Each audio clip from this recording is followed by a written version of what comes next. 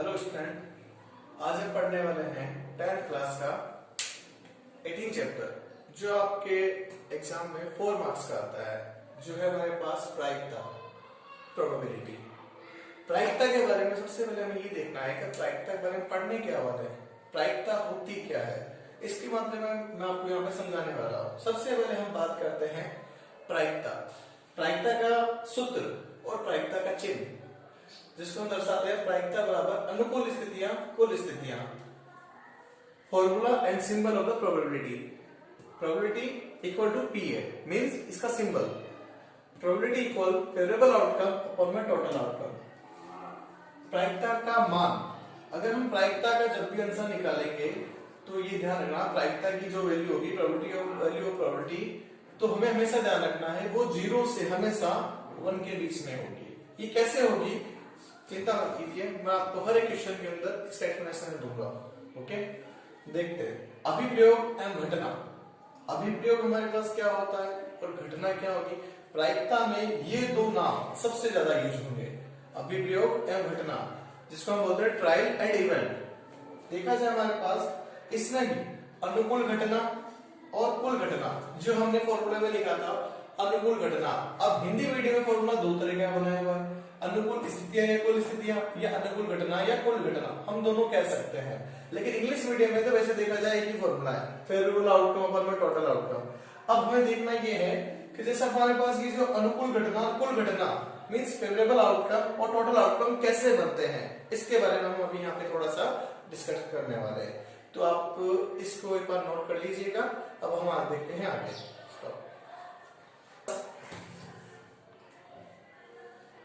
हाँ स्टूडेंट, हम देखते हैं प्रायिकता के बारे में। प्रायिकता होती क्या है, जैसे हम बात करते हैं डेली लाइफ में, हमने प्रायिकता का बहुत यूज किया है। जैसे एग्जांपल, अगर मैं सिंपल से अगर बात करूं तो प्रायिकता में हमारे पास होना क्या है, होना का क्या मतलब, ये एक सिंपल सा क्वेश्चन लेता हूं। जैसे एग्जांपल, मैंने अभी आपसे क्वेश्चन किया, मान लो मैंने आपसे कोई क्वेश्चन पूछा, कभी मैंने पूछा का व्हाट इज योर नेम, आपका नाम क्या है।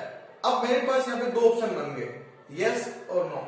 यस का मीन्स अगर आपने जवाब दिया तो आपका हाँ में जवाब आएगा, नहीं तो ना में जवाब आएगा। तो मीन्स अगर बात करें, हमारे पास यहाँ पे भी दो कंडीशन बन गई, यस एंड नो, हाँ और ना।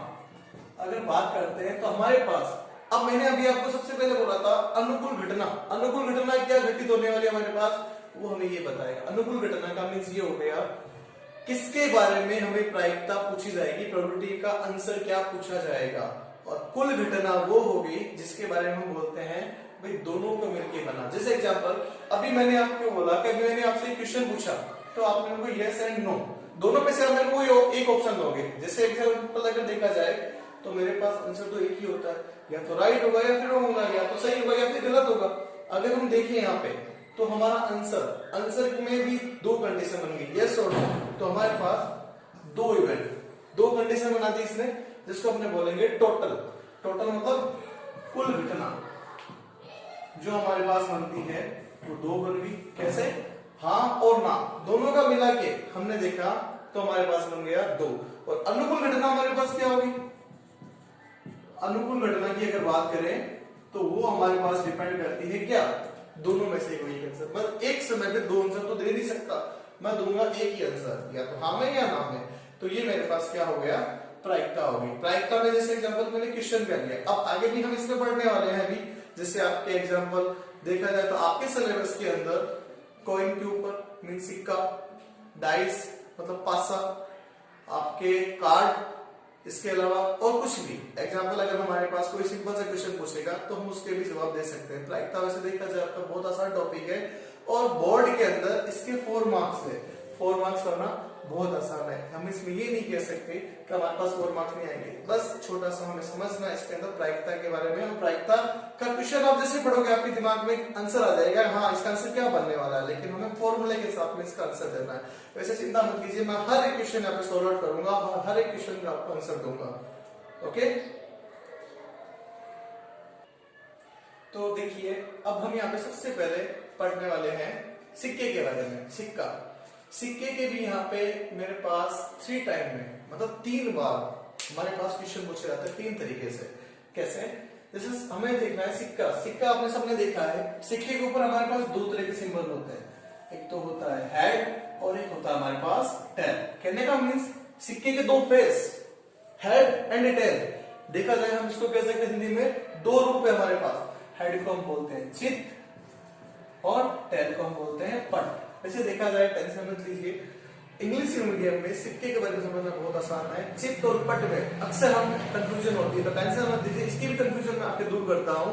अगर हिंदी मीडियम में किसी को दिक्कत है कि सर हमारे पास चित की पहचान क्या है, तो आप सभी ने अगर अशोक स्तंभ का एक सिंबल देखा है जिसके ऊपर 4 शेर लिखने में दिखाई 3 देते हैं, है ना, तो उसके अंदर भी क्या होता है, जिसके ऊपर हमें शेर का सिंबल दिखाई देता है वो हमेशा हमारा चित होता है। जैसे एग्जांपल आपने पुलिस के अंदर भी देखा होगा, उनकी जो कैप होती है उसके ऊपर भी अशोक स्तंभ का सिंबल होता है, क्योंकि वो चित है, मतलब हेड, जिसको सर पे पहनते हैं वो होता है हमारे पास चित। और दूसरा हमारे पास जिसके ऊपर नंबरिंग लिखी हुई होती है, जिसके ऊपर संख्या लिखी होती है, वो कहलाता है टेल, जिसको हम बोलते हैं पट। अब आपको शायद मेरे अकॉर्डिंग कभी कंफ्यूजन नहीं होगा, तो अब इसमें देखते हैं हमारे पास क्या होता है।